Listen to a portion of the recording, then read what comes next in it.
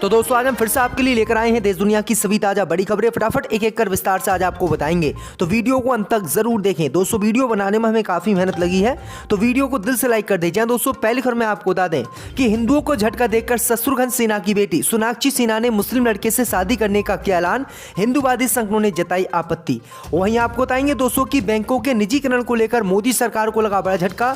कल देश भर के बैंक कर्मचारी बैंकों के निजीकरण के विरोध में रहेंगे हड़ताल पर, भाजपा की बड़ी मुश्किलें। वहीं आपको बताएंगे दोस्तों कि राजीव गांधी के दोषियों की रिहाई के खिलाफ सुप्रीम कोर्ट पहुंची मोदी सरकार, फैसले पर दोबारा विचार करने की है मांग। बीजेपी ने पहली बार कांग्रेस का खुलकर दिया साथ। वहीं आपको बताएंगे दोस्तों कि सऊदी अरब पर हमले का खतरा देखते हुए अमेरिका ने ईरान के पास उड़ाए अपने फाइटर जेट। वहीं आपको बताएंगे दोस्तों कि गुजरात में बीजेपी को चुनाव हराएंगे बीजेपी के बागी नेता। 6 बीजेपी के बागी नेताओं ने बीजेपी के खिलाफ निर्दलीय चुनाव लड़ने का किया ऐलान। वहीं आपको बताएंगे दोस्तों कि ज्ञानवापी मस्जिद में मुसलमानों के प्रवेश पर बंद करने की मांग वाली याचिका पर कोर्ट करेगा सुनवाई, जल्द आ सकता है फैसला। तो दोस्तों सभी खबरों को आपको एक एक कर बताने वाले हैं। वीडियो को लाइक कर चैनल को सब्सक्राइब कर दें और हमें कमेंट करके बताएं कि आपके जिले किस राज्य से हमारी खबरों को देख रहे हैं। इसी बीच पर तो दोस्तों अगली खबर की ओर, तो हिंदूवादी संगठनों को झटका देकर सोनाक्षी सिन्हा ने मुस्लिम लड़के से शादी करने का किया ऐलान, हिंदूवादी संगठनों ने किया विरोध। जहां दोस्तों आपको बता दें कि बॉलीवुड एक्ट्रेस और शत्रुघ्न सिन्हा की बेटी सोनाक्षी सिन्हा इन दोनों सुर्खियों में है। दरअसल आपको बता दें कि सोनाक्षी सिन्हा ने हिंदूवादी संगठनों को झटका देकर मुस्लिम लड़के से शादी करने का ऐलान किया। वहीं आपको बता दें कि सोनाक्षी सिन्हा के इस फैसले का हिंदूवादी संगठनों ने विरोध किया है और इस पर आपत्ति जताते हुए सोनाक्षी सिन्हा से मुस्लिम लड़के से शादी नहीं करने की अपील की है।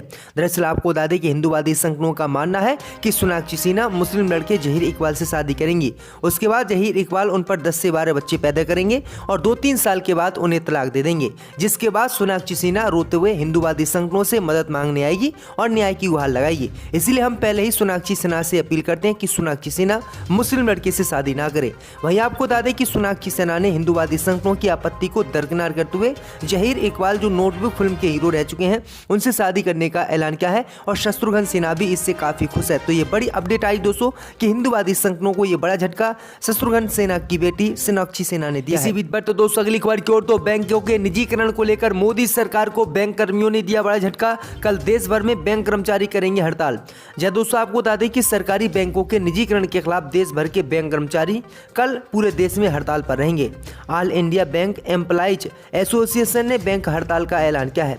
दरअसल आपको बता दें कि केंद्र की मोदी सरकार पर इन बैंक कर्मियों ने आरोप लगाया है कि केंद्र की मोदी सरकार लगातार सरकारी कंपनियों को बेच रही है, लगातार सरकारी बैंकों का निजीकरण कर रही है और उन्हें प्राइवेट कर रही है, जिससे उनकी नौकरी खतरे में है।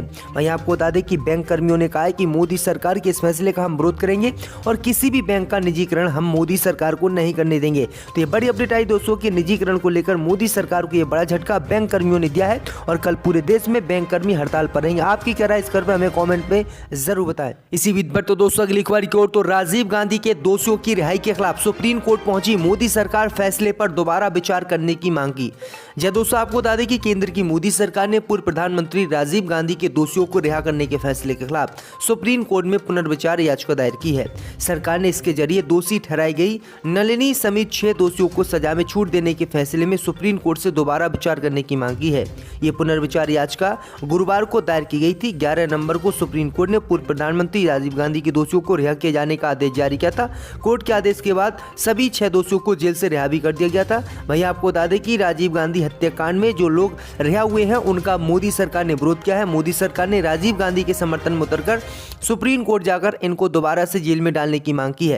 तो ये बड़ी अपडेट आई दोस्तों, अब देखते हैं सुप्रीम कोर्ट इन्हें दोबारा से जेल में डालता है या नहीं, क्योंकि मोदी सरकार तो कांग्रेस पार्टी की खुलकर साथ अब आ गई इस मामले को लेकर। इसी बीच पर तो दोस्तों अगली खबर की ओर, तो गुजरात में बागी बीजेपी को हराएंगे चुनाव। जी दोस्तों आपको बता दें ये बड़ी खबर सामने निकल कर आई दोस्तों कि गुजरात में भाजपा बुरी तरह से फंस गई है और हार के संकेत भाजपा को अभी से गुजरात में दिखाई देने लगे हैं। दरअसल आपको बता दें कि गुजरात में अगले महीने होने वाले विधानसभा चुनाव में बीजेपी द्वारा टिकट नहीं दिए जाने के बाद एक मौजूदा विधायक और 4 पूर्व विधायक समेत पार्टी के 6 नेताओं ने निर्दलीय के तौर पर नामांकन पत्र दाखिल किया है और उन्होंने बीजेपी के खिलाफ निर्दलीय चुनाव लड़ने का ऐलान कर दिया है। पहले चरण में 89 सीटों पर होने वाले चुनाव के लिए गुरुवार को नामांकन वापस लेने का आखिरी दिन था। बीजेपी के पूर्व विधायक और पार्टी के आदिवासी चेहरे हर्षद वसवा ने नर्मदा जिले के नादौद में निर्दलीय के तौर पर एक सप्ताह पहले नामांकन भरा था। उम्मीद थी कि ये वापस ले लेंगे, लेकिन उन्होंने अपना नामांकन वापस नहीं लिया है और बीजेपी के खिलाफ चुनाव लड़ने का ऐलान कर दिया। वहीं आपको बता दें कि निर्दलीयों के मैदान में उतरने से भाजपा को बहुत बड़ा नुकसान होता दिखाई दे रहा है।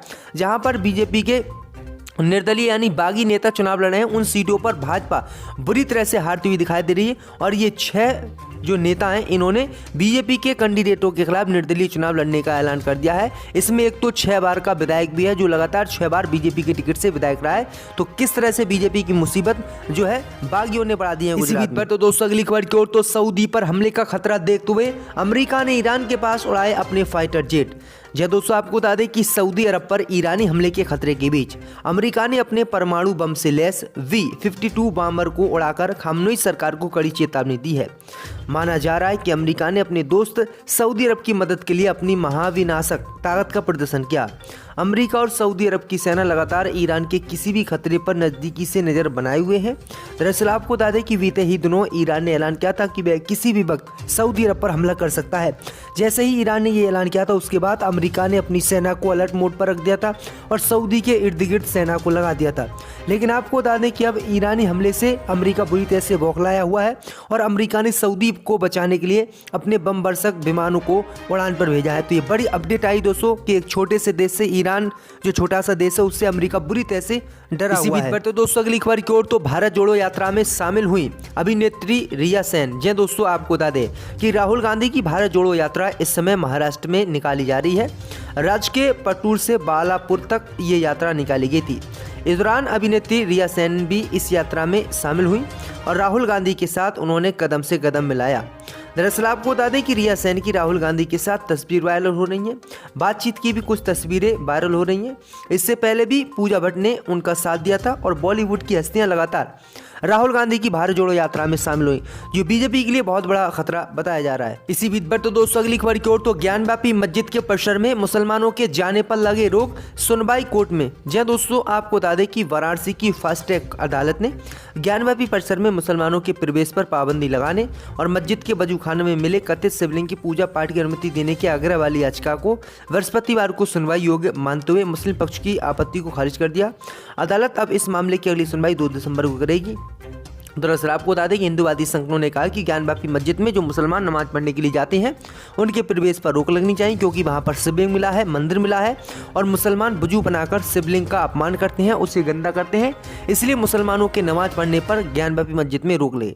भैया आपको बता दें कि अब ये याचिका तो कोर्ट ने स्वीकार कर ली है।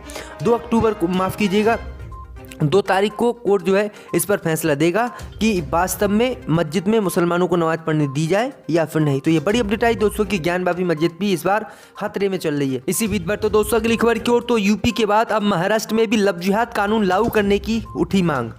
जब दोस्तों आपको बता दें कि महाराष्ट्र के मुंबई से सटे बसाई इलाके की रहने वाली श्रद्धा बालकर की दिल्ली में उसके love in partner Aftab Poonawalla के हाथों हुई हत्या ने न सिर्फ दिल्ली और मुंबई बल्कि देश भर को झकझोर डाला है। सांसद नवनीत राणा के पति और बडनेरा से विधायक रवि राणा ने मांग की है कि महाराष्ट्र में लव जिहाद के खिलाफ कानून लाया जाए और उसे सख्ती से लागू किया जाए। रवि राणा ने ये मांग श्रद्धा बालकर के पिता विकास बालकर द्वारा लव जिहाद की शंका जताए जाने के बाद की है। रवि राणा ने गुरुवार को अपनी मांग में कहा कि जिस तरह उत्तर प्रदेश में लव जिहाद के खिलाफ सख्त कानून है, उसी तरह महाराष्ट्र में भी इसकी जरूरत है ताकि राज्य की हिंदू लड़कियों को लव जिहाद से सुरक्षा मिले। रवि राणा के साथ ही बीजेपी विधायक राम कदम, विधायक अतुल भातखलकर समेत महाराष्ट्र के अन्य नेताओं ने भी श्रद्धा मर्डर के इस मामले में लव जिहाद की आशंका जताई है। तो ये बड़ी अपडेट आई दोस्तों कि हिंदूवादी संघ खुलकर पहले ही लव जिहाद कानून की मांग कर रहे थे, लेकिन अब इन्होंने भी लव जिहाद कानून की मांग की। आपकी क्या राय दोस्तों, महाराष्ट्र में लव जिहाद कानून लागू होना चाहिए या नहीं, हमें कमेंट करके जरूर बताएं। इसी बीच पर तो दोस्तों अगली खबर की ओर, तो राहुल गांधी से गले मिलने के लिए आदित्य ठाकरे को गौमूत्र से नहलाया, भाजपा ने की अनोखी मांग। जब दोस्तों आपको बता दें कि शिवसेना भारतीय जनता पार्टी के नेताओं ने नांदेड़ में भारत जोड़ो यात्रा के दौरान कांग्रेस नेता राहुल गांधी से मिलने और गले लगने के लिए शिवसेना नेता आदित्य ठाकरे के शुद्धिकरण की मांग की है। वीएसएस बीजेपी के मंत्रियों और नेताओं ने कहा है कि चूंकि आदित्य ठाकरे एक ऐसे गांधी से मिले हैं जो स्वतंत्र वीर विनायक दामोदर सावरकर की आलोचना कर रहे हैं, इसलिए उन्हें गौमूत्र से स्नान करना चाहिए। दरअसल आपको बता दें कि इससे पहले राहुल गांधी की भारत जोड़ो यात्रा में आदित्य ठाकरे शामिल हुए थे। आदित्य ठाकरे ने राहुल गांधी से गले भी मिला था और उनके साथ काफ़ी दूरी तक वो चले भी थे, जिसको बीजेपी पचा नहीं पाई और बीजेपी अब आदित्य ठाकरे को गौमूत्र से नहलाने की बात कर रही है। तो ये बड़ी अपडेट आई दोस्तों कि राहुल गांधी इतने गंदे हो गए कि उन्हें गौमूत्र से नहलाया जाए। सुप्रीम कोर्ट ने इसी साल फरवरी माह में एआईएमआईएम के अध्यक्ष असदुद्दीन ओवैसी पर हमला करने वाले 2 आरोपियों की जमानत खारिज कर दी है।